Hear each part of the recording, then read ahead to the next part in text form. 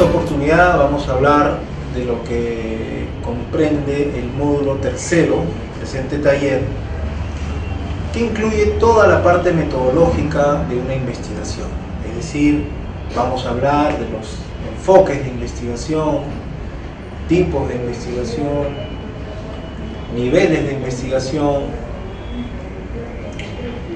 y todo lo concerniente también pues a la población, a la muestra y obviamente a las técnicas e instrumentos de recolección. Empecemos pues por lo que significa el enfoque de investigación. Se habla de enfoque de investigación cuando la investigación es de naturaleza cualitativa o cuantitativa, o cuando tiene ambas características, que sería un enfoque mixto. ¿Qué se entiende por investigación cualitativa? Una investigación cualitativa, como su mismo nombre lo indica, analiza una cualidad, una propiedad, una característica de un fenómeno. Acá no hay población, no hay muestras, se analiza en esencia una determinada propiedad de un fenómeno. Acá en esta investigación no tiene nada que ver la parte estadística, la parte numérica, a diferencia de la investigación cuantitativa, que en esencia se enfoca una investigación cuando hay aspectos de orden estadísticos numéricos. Por ejemplo, una investigación cualitativa tendrá como propósito analizar cómo es la vida de un interno en un taller de trabajo en un determinado centro penitenciario.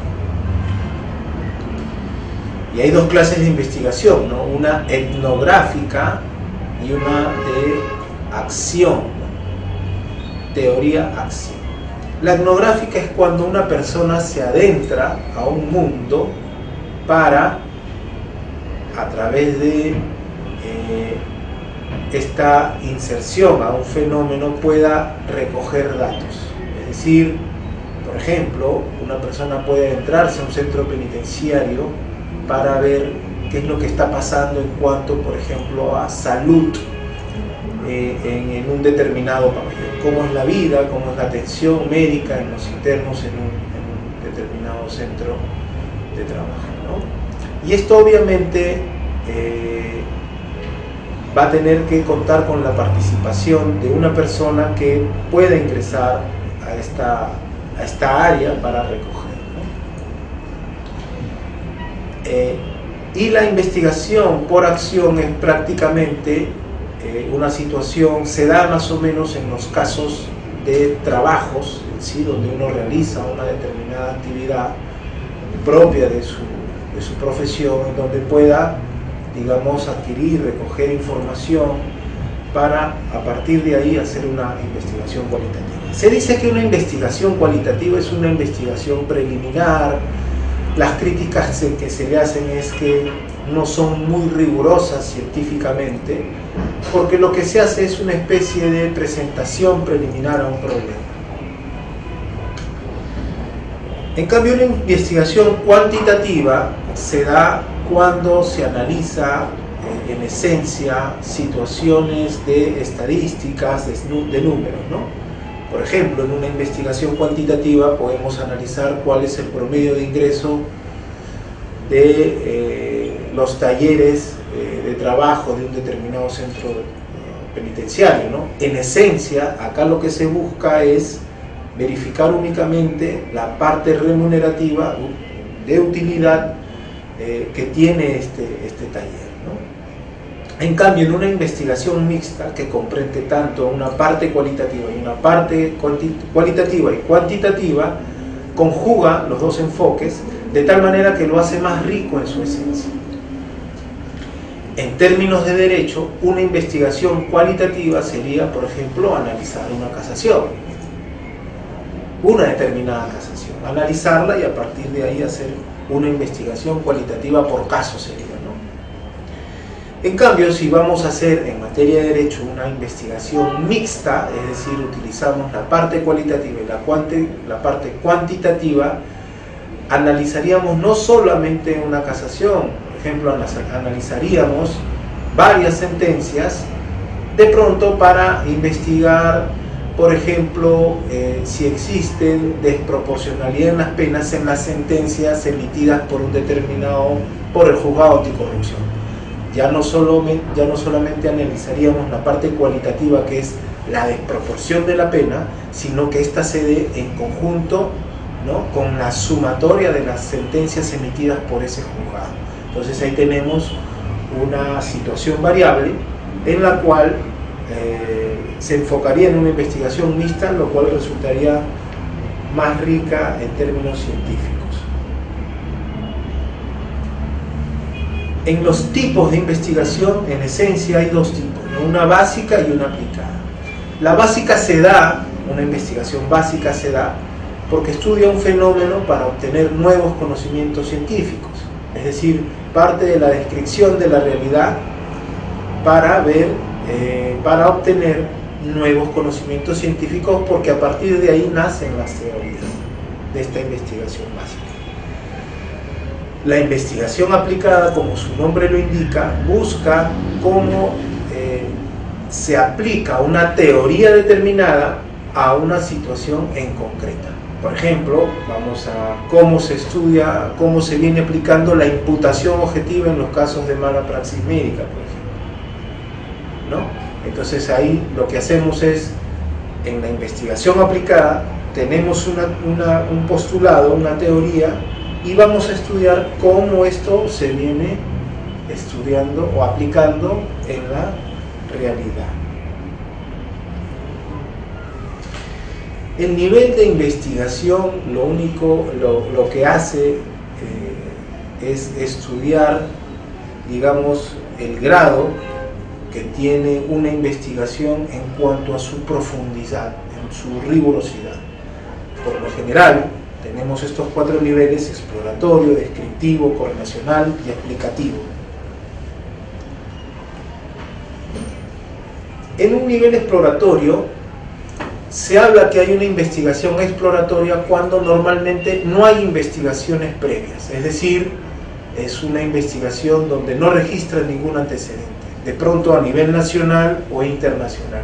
Alguien quiere investigar una materia y al efectuar las investigaciones a través de los exploradores, ¿no?, en repositorios digital, de tesis nacional, de tesis extranjera, advierte que no hay ninguna investigación de por medio, no hay artículos de investigación.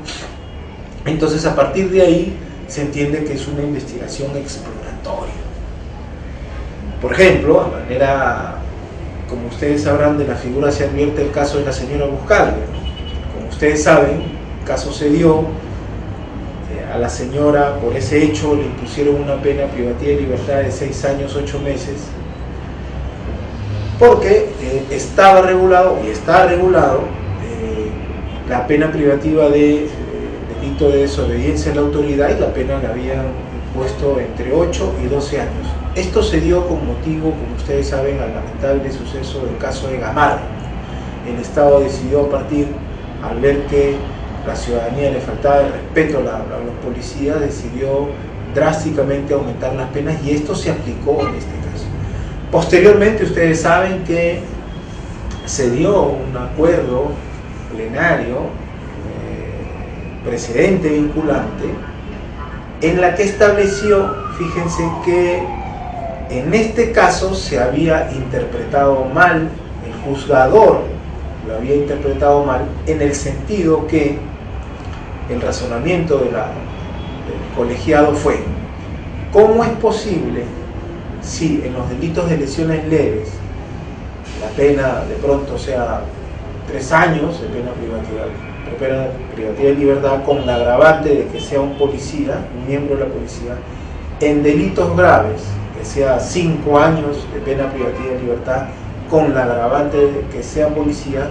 ¿Cómo es posible que la pena, que obviamente no le generó más de 10 días de atención facultativa al policía, se le imponga esta pena, ¿no? Entonces, a partir de ahí, el presidente sostuvo que este juez había hecho una indebida interpretación de la norma, ¿no?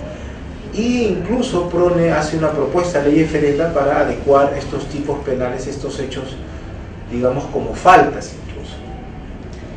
Sin embargo, pudimos advertir en ese contexto que no solamente fue el caso de la señora Buscaglia, sino fueron otros casos más. Señoras donde en provincia pudimos advertir que, por ejemplo, en un desalojo alguien le puso la mano al policía, le pusieron 7 años de pena privativa de libertad, y situaciones así. En ese contexto, dada la ley, empezaron a meter a prisión a personas poniéndole 7, 8, 6 años de pena privativa de libertad. Entonces, a partir de ahí uno dice, si el colegiado supremo ha dicho que ha habido una indebida interpretación en el caso de la señora Buscaglia, y claro, la señora Buscaglia fue indultada, y la pregunta es, ¿y cómo quedan esos otros casos? Si ya había una sentencia que dice una indebida interpretación, ¿qué mecanismos legal tienen estas otras personas que hasta ahora están privadas de su libertad y que gozan de una declaración de este acuerdo, este precedente vinculante, que de acuerdo a la ley orgánica del Poder Judicial se aplica a un caso en concreto para hechos futuros? Entonces la pregunta es, ¿y cómo podemos aplicarlo retroactivamente a beneficio de estas personas que también bajo el mismo criterio fueron privadas de su libertad y se encuentran privadas de su libertad? Entonces, si alguien quiere hacer una investigación acá, la pregunta sería si debe o no debe ser estos precedentes vinculantes tener efectos retroactivos, ¿no? O en todo caso, ¿en qué casos? O cuál es la salida legal ante esta situación para estas personas que bajo estas mismas circunstancias están privadas de su libertad. Entonces ahí hay una investigación exploratoria, porque hasta donde yo sé, siempre todos los días revisamos las tesis y sobre este tema no la hay. Entonces es una investigación de nivel exploratorio porque no hay antecedentes de investigación nacional, me atrevería a decir internacional, sobre este tema. Cuando se habla de una investigación tenga el nivel descriptivo, el nivel descriptivo implica, como su mismo nombre lo indica, describir la realidad. ¿Cómo vamos a analizar el fenómeno? ¿Sí? Para estudiarlo y a partir de ello, de esa descripción, brote obviamente las conclusiones que se puedan dar de este estudio. Por ejemplo, los factores que restringen la aplicación de la colaboración eficaz en el sistema anticorrupción.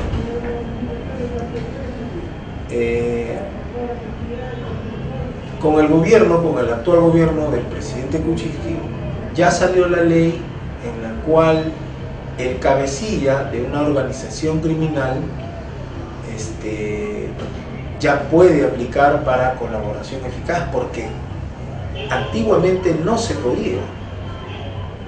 Pudimos ver cómo el ex coronel de la policía, también abogado, el doctor Benítez, el coronel Benítez, cuando fue apresado, salía en la prensa que quería acogerse a la colaboración eficaz y solamente pedía rebaja de su pena, pero no se daba porque la ley se lo prohíba. Entonces, a partir de ahí uno dice, bueno, pues ¿y qué es lo que busca el Estado, ¿no? Que una persona pase muchos años en la cárcel o de pronto brinde declaraciones que permitan desarticular una organización criminal o identificar, por ejemplo, agenciamiento financiero. Entonces el Estado, con muy buena razón y fundamento, ya ha permitido que hoy en día el colaborador pueda acogerse. Entonces, si uno va a hacer una investigación descriptiva, hoy en día se dice que pese a que había esta modificación, ¿por qué hasta la fecha hay poco, que hasta la fecha hay un bajo índice de aplicación de la colaboración eficaz, ¿no? ¿Qué es lo que está pasando? O la norma está mal, la norma es deficiente, o es el operador que no lo aplica correctamente, de tal manera que se pueda identificar, en este caso, cuáles son los factores que restringen la colaboración eficaz en el sistema anticorrupción. Se habla que una investigación es de tipo correlacional cuando se correlaciona las dos variables que postulan la hipótesis.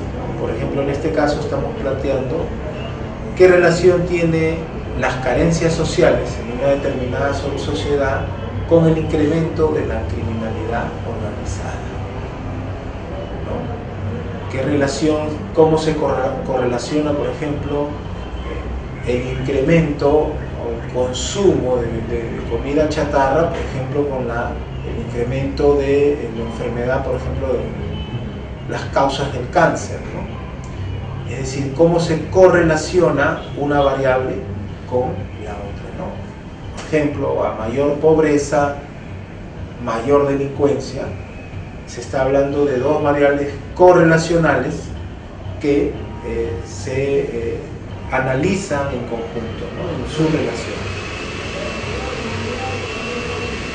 Y el nivel más alto de investigación se da cuando se aborda una investigación de nivel explicativo. En este caso, la investigación apunta en esencia a identificar, por ejemplo, las causas de un determinado fenómeno, ¿no? ¿Por qué el nivel tan alto de índices de feminicidio, ¿no? Una investigación buscaría por qué se da esta situación. En diseño de investigación, lo que se hace es, acá el investigador busca cómo va a copiar toda la información para analizar el fenómeno social a investigar. Es decir, acá el investigador lo que hace es cómo va a diseñar la forma, ¿no?, de extraer la información. Y hay dos diseños en esencia que la investigación científica comprende. Uno es el diseño experimental y el otro es el diseño no experimental. En el diseño experimental, lo que hace el investigador es altera una variable para ver el resultado. Eso es propio de las ciencias de la salud, por ejemplo, ¿no? Si un médico quisiera averiguar, por ejemplo, si el consumo de las hojas de guanábana elimina células cancerígenas, lo que ya está probado, estoy poniendo como ejemplo, lo que tendría que hacer es suministrar de pronto a un determinado grupo de pacientes para que después de un determinado periodo de tiempo pueda advertir si efectivamente ha eliminado las células cancerígenas, ¿no? Entonces, el diseño experimental implica eso. De pronto, alguien quiere hacer una investigación sobre cómo, por ejemplo, en los internos de un determinado penal, se le brinda charlas de autoayuda, de pronto, de programas de psicología.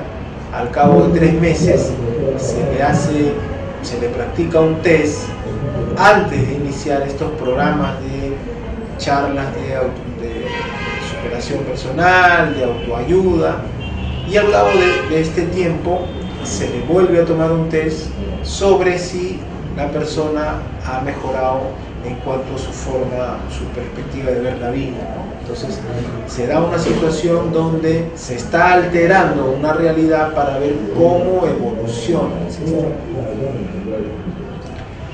En un diseño no experimental, el investigador no altera nada, estudia la realidad tal como está. Dentro de los diseños no experimentales tenemos el diseño transeccional o transversal y el diseño longitudinal. ¿Y a qué se refiere? En los transeccionales, como su mismo nombre lo indica, se da en una situación, en un determinado momento histórico. Es decir, se da en un determinado contexto puntual, en una situación, en un determinado lugar y en un determinado momento. Por ejemplo, si vamos a hacer una investigación sobre mala praxis médica, podemos analizar cómo esto ha venido sucediendo, pero para determinar en este caso la investigación tendríamos que hacer estudios por más de 5 o 6 años, o digamos los años que sean necesarios, ¿no? En cambio, si quisiéramos hacer un diseño transaccional de un solo momento, estudiaríamos las resoluciones que dan en un solo año, en un solo momento histórico. Tanto se acopia las sentencias que se han dado, por decirlo, en el 2016 o en el 2017, y también se hace ahí, por supuesto, las encuestas o las entrevistas que se dan. En el diseño longitudinal es lo que se da el estudio a través del tiempo, ¿no? Cómo se ha venido aplicando la prisión preventiva desde la dación del nuevo código. Por ejemplo, hacemos un estudio del código del 2004 tomando muestras de resoluciones por año, cómo ha ido evolucionando, en este caso cómo el criterio del funcionalismo, cómo ha venido dándose en determinados años, ¿no?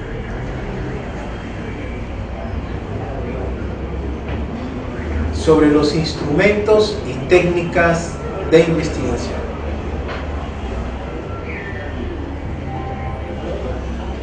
Las técnicas de investigación se refiere en esencia a cómo el investigador ya va a acopiar, qué actividad va a hacer para acopiar toda la información.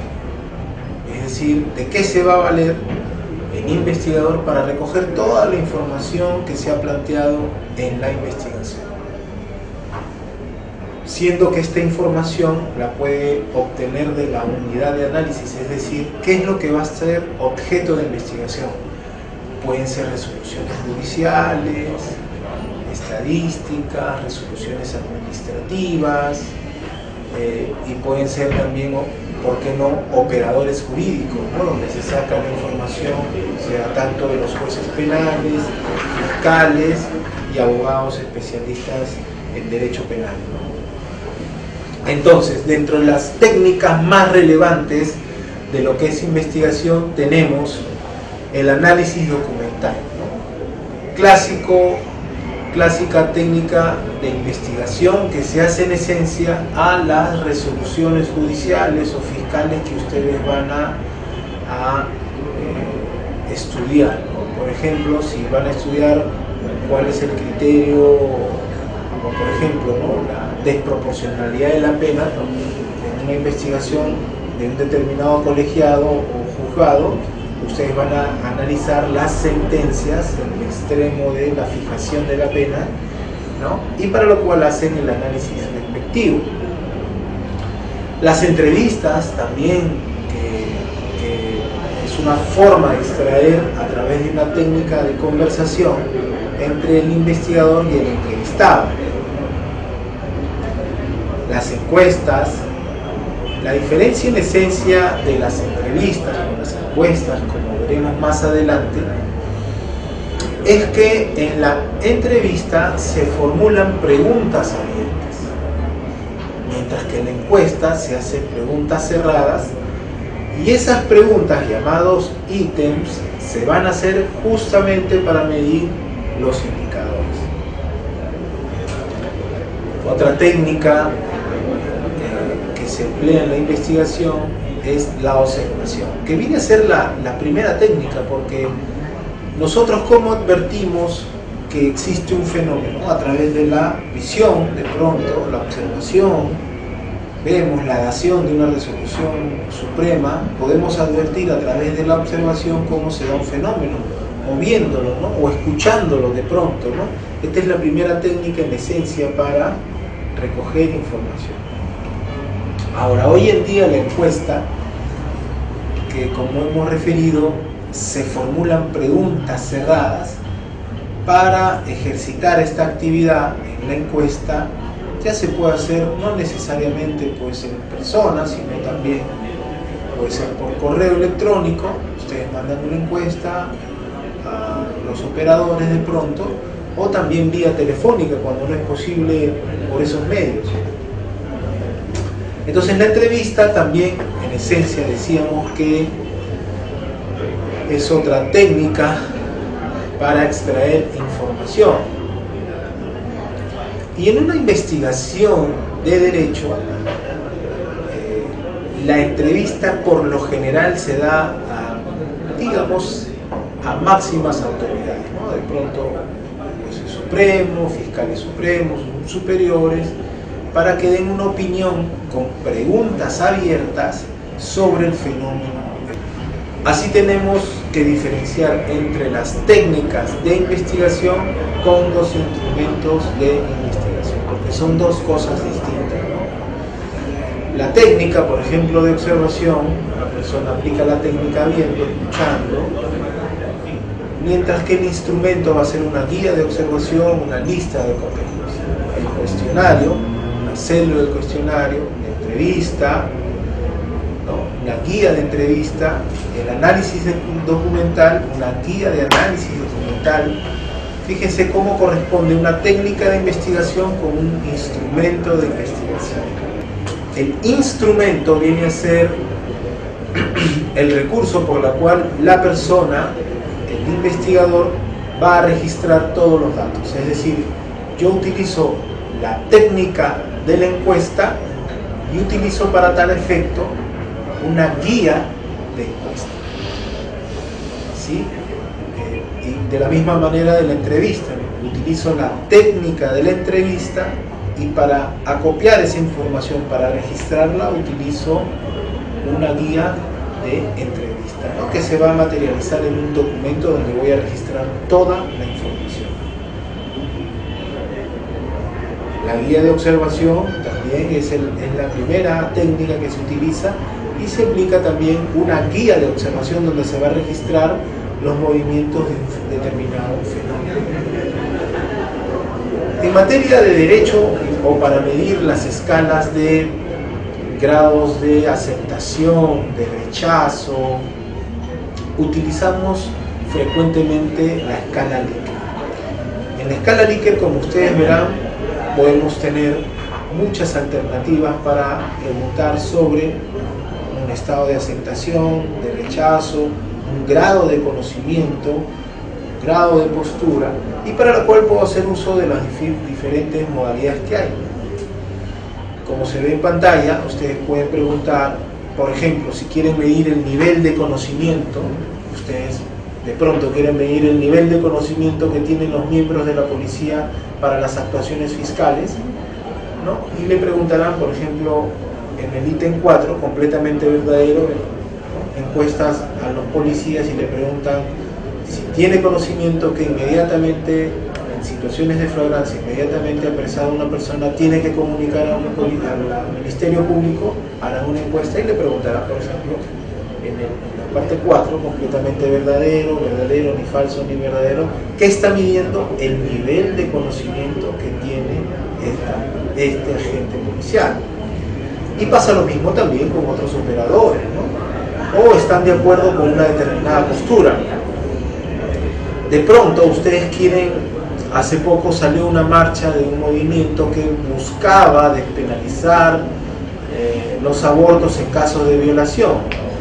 Ustedes pueden hacer una encuesta diciendo que si están de acuerdo o no con esa despenalización, ¿no? Son posturas que se dan en situaciones así, ¿no?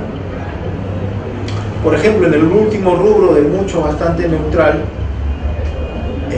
le pueden preguntar sobre el agrado, la satisfacción de un servicio, ¿no? Y lo pueden preguntar también a través de esta modalidad. Por ejemplo, vamos a aplicar, en este módulo vamos a dar un ejemplo, digamos, no propio de derecho, con cargo a que en el cuarto y último módulo pongamos un ejemplo de derecho para que ustedes puedan apreciar cómo se utiliza una guía de análisis documental o un cuestionario escala Likert, ¿no? vamos a dar este ejemplo que es bien didáctico para que en el siguiente módulo demos un ejemplo esencialmente de derecho. L'INAVIF tiene un albergue, por ejemplo acá en el distrito de Surco, donde alberga a los niños que son maltratados, ¿no? Los niños que son abandonados por sus padres. De pronto, si queremos hacer una investigación titulada La violencia familiar y sus efectos en el albergue de INAVIF, formulamos la siguiente pregunta de investigación: ¿qué efectos genera la violencia familiar en los niños del albergue de INAVIF? Porque ahí nos vamos a centrar. Entonces, la hipótesis que nosotros vamos a formular, de pronto se nos ocurre lo siguiente. Recuerden que la hipótesis viene a ser la respuesta al problema. La violencia familiar genera traumas emocionales en los niños del albergue, porque muchos niños son abusados, son agredidos física y psicológicamente por sus padres. Ponemos dos variables: variable violencia familiar, variable independiente, variable dependiente traumas emocionales.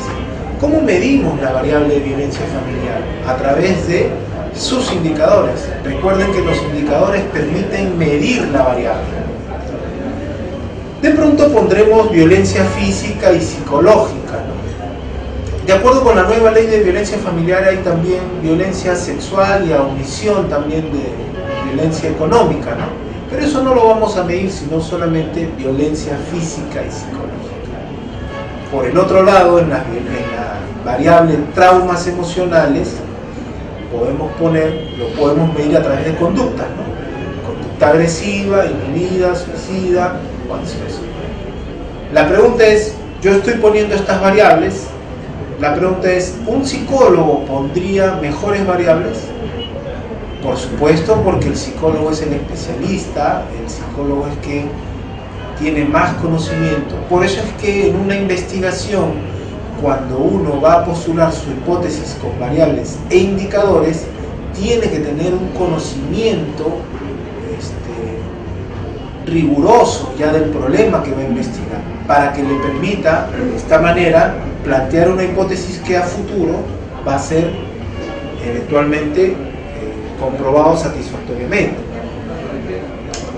Entonces, imaginemos que hay 100 niños en el albergue INAVIF y vamos a tomar una muestra de 50 niños. La pregunta es, ¿y qué técnicas de investigación yo puedo utilizar para comprobar que la violencia familiar genera traumas emocionales?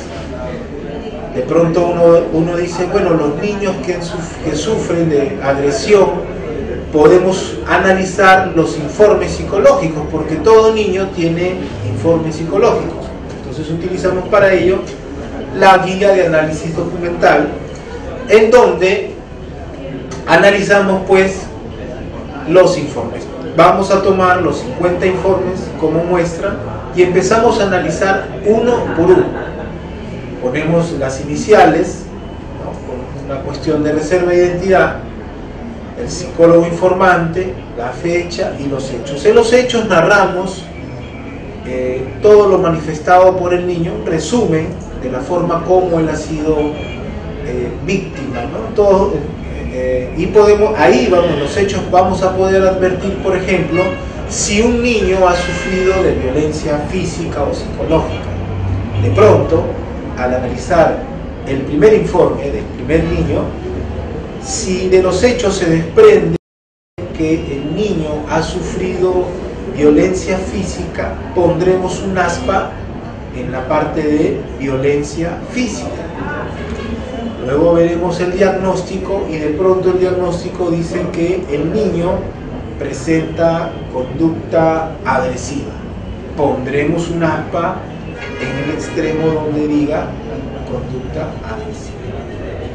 De pronto vamos a analizar el segundo informe y en el segundo informe advertimos de los hechos que este caso es una niña que ha sido agredida psicológicamente por tratos humillantes por sus padres.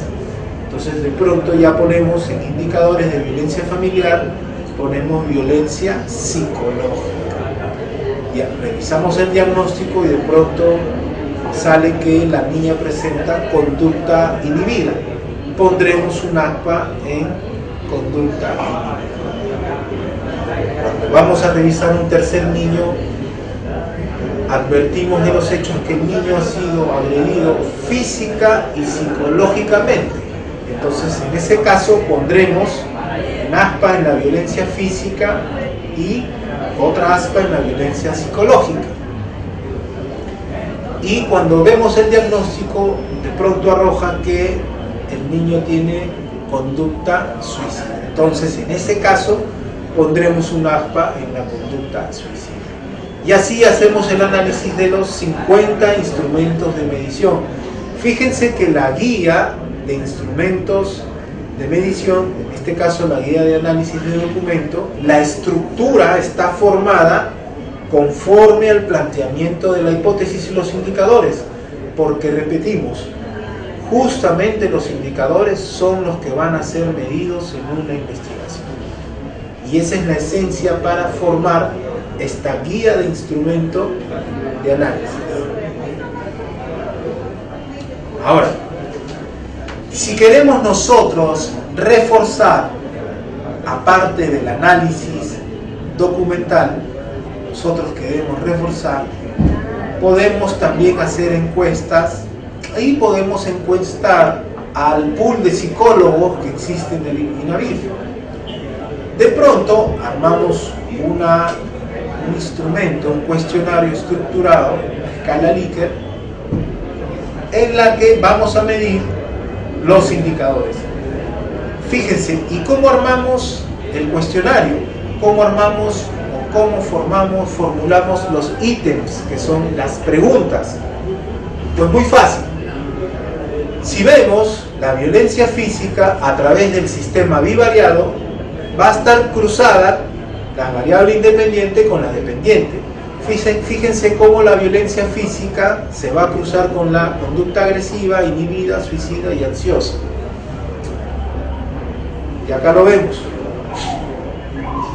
Fíjense el cuestionario estructurado y podemos advertir cómo se han plasmado las preguntas, ¿no? La violencia física, primera pregunta, genera conducta agresiva. Estas afirmaciones serán respondidas si hay un de acuerdo, ni de acuerdo ni en desacuerdo o en desacuerdo, ¿no? La violencia física genera conducta suicida, la violencia física genera conducta ansiosa. Si retrocedemos, estas preguntas han sido formadas por los indicadores que hemos advertido y que ha sido plasmado en nuestro instrumento de medición, ¿no? Entonces, lo mismo va a pasar con la violencia psicológica. La violencia psicológica también será cruzada con la conducta agresiva, la conducta suicida, la conducta inhibida, suicida y ansiosa. De tal manera que de este cuadro van a salir 8 preguntas. Acá están las primeras 4 y las otras 4. ¿No? Acá podemos ver el ítem, las preguntas, las 4 primeras preguntas, pero para hacer ese cuestionario, repito, son 8, ¿no? Acá hemos solamente cruzado la violencia física y falta cruzar la violencia psicológica, de tal manera que nos den un cuestionario de 8 preguntas, ¿no? Y con los valores totalmente de acuerdo, ni de acuerdo. Fíjense el valor que se le da para medir el grado de intensidad, ¿no? Totalmente de acuerdo 5, 4, 3, 2, 1. Esto para medir cómo se hace o cómo se va a hacer la prueba de hipótesis, que lo vamos a ver en el próximo módulo, ¿no?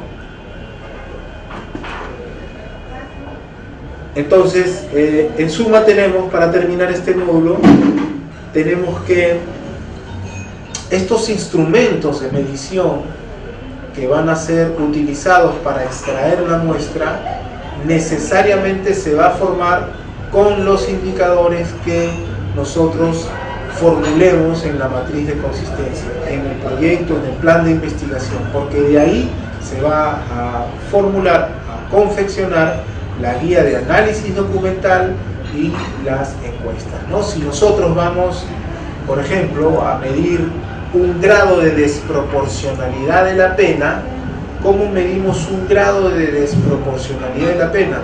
Utilizamos los indicadores que nos proporciona el mismo artículo 46 del Código Penal, ¿no?